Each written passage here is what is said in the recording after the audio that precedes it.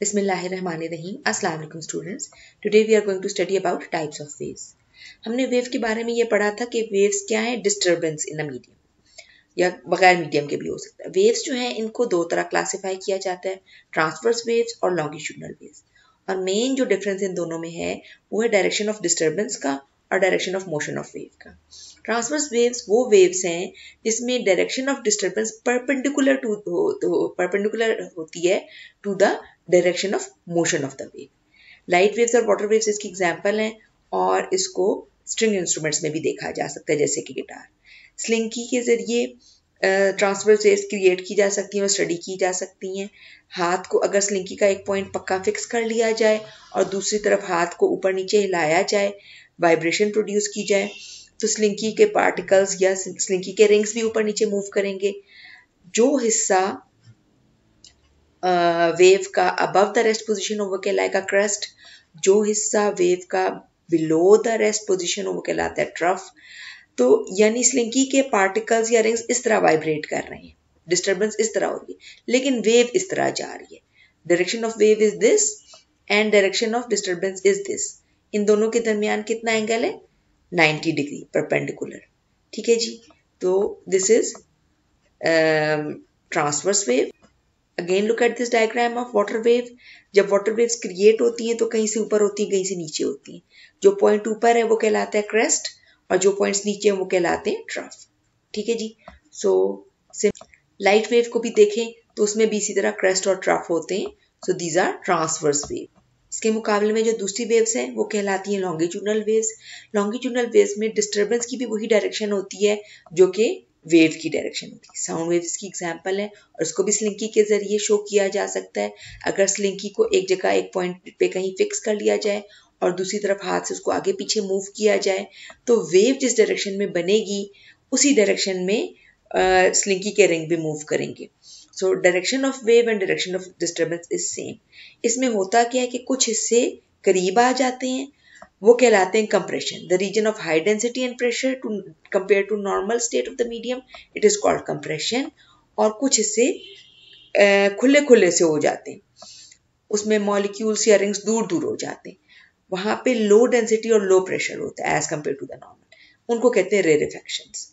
सो longitudinal waves में compression और rarefactions होती है। Look at this diagram of sound waves.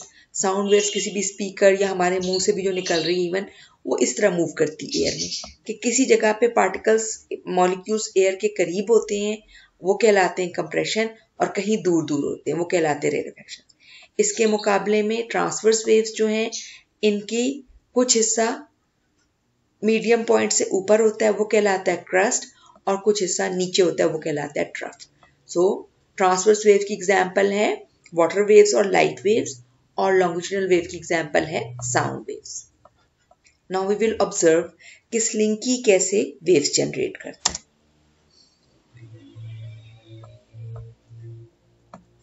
आप सबने बचपन में स्लिंकी से खेला होगा। स्लिंकी इस तरह का एक कंटिन्यूस लॉन्ग रिंग सा स्ट्रक्चर होता है। पाकिस्तान में ज़्यादातर प्लास्टिक के कलरफुल से मिलते हैं, मेटल के बहुत अच्छे काम करते हैं।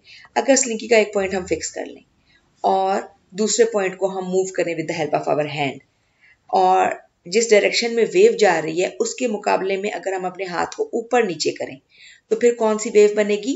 Transverse wave. क्योंकि उसमें क्या बनेंगे? उसमें क्रेस्ट बनेंगे और ट्रफ बनेंगे। ठीक है जी। अब ये देखें, इसमें अभी शो होगा ये कौन सी वेव जा रही है? Transverse wave. इसमें क्रेस्ट बन रहे हैं और ट्रफ बन रहे हैं। ये स्लिंकी के कुछ रिंग्स ऊपर चले जाते हैं, वो हिस्सा कहलाता है क्रेस्ट। कुछ रिंग्स नीचे की तरफ आ जाते हैं, वो कहलाता है ट्रफ। वेव की डायरेक्शन ये है, इस तरफ वेव जा रही है और स्लिंकी के रिंग्स किधर मूव कर रहे हैं? ऊपर जा रहे हैं या नीचे जा रहे हैं। ठीक है जी। डायरेक्शन ऑफ वेव और डायरेक्शन ऑफ पार्टिकल्स परपेंडिकुलर है। So this is called transverse wave. दूसरी तरह की वेव जो है वो कहलाती है लॉन्गिट्यूडनल वेव। इसमें क्या होता है? हम हाथ को आगे पीछे मूव करेंगे। जब हाथ को आगे पीछे मूव करेंगे तो वेव जनरेट होगी। अब वेव की डायरेक्शन अगर ये है, इस डायरेक्शन में वेव जा रही है, तो हम हाथ को इसी डायरेक्शन में मूव करेंगे और स्लिंकी के रिंग्स भी इसी तरह आगे की तरफ जाएंगे towards the direction of wave. अब ये देखिएगा, अभी वेव जाएगी, ये वेव जा रही। अब जो वेव में कुछ हिस्से करीब आ जा रहे हैं जो करीब आ जा रहे हैं वो कहलाते हैं कंप्रेशन, और कंप्रेशन के इर्द गिर्द खुले खुले हो जा रहे हैं वो कहलाते हैं रेरिफेक्शन। कंप्रेशन के पॉइंट पे स्लिंकी के रिंग करीब आ गए, डेंसिटी और प्रेशर दोनों बढ़ गए, कॉल्ड कंप्रेशन। और उसके दोनों तरफ जो एरियाज हैं वो कैसे हैं, यहाँ पे रिंग्स दूर दूर हो गए, ये कहलाते हैं रेरिफेक्शन। यहाँ डेंसिटी और प्रेशर दोनों कम है। ये देखें, ये लॉन्गिट्यूडनल वेव्स मूव कर रही हैं अलोंग द स्लिंकी।